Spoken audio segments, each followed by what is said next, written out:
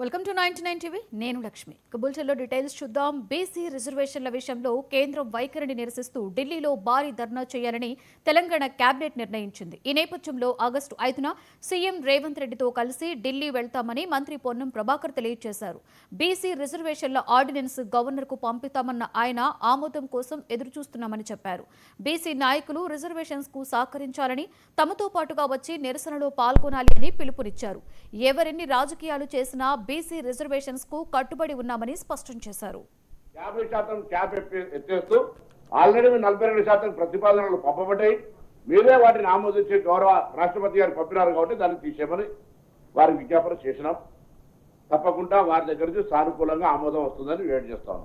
90% పైన ఉన్న SC ST BC మైనార్టీలకు సంబంధించిన స్టేట్ గా ఉన్నటువంటి తెలంగాణలో వారికి న్యాయం జరపాలనే ఈ ప్రక్రియలో రాజకీయ పార్టీలు అసేహితంగా వ్యవహరిస్తా ఉన్నాయి, నిజాయితీగా ఉండలేవు.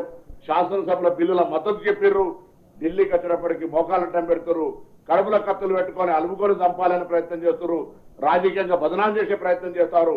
అయినా కాంగ్రెస్ పార్టీ కట్టుబడి ఉంది. అందుకే గౌరవ ముఖ్యమంత్రి గారు కేబినెట్ కూడా నిర్ణయం చేసినాం.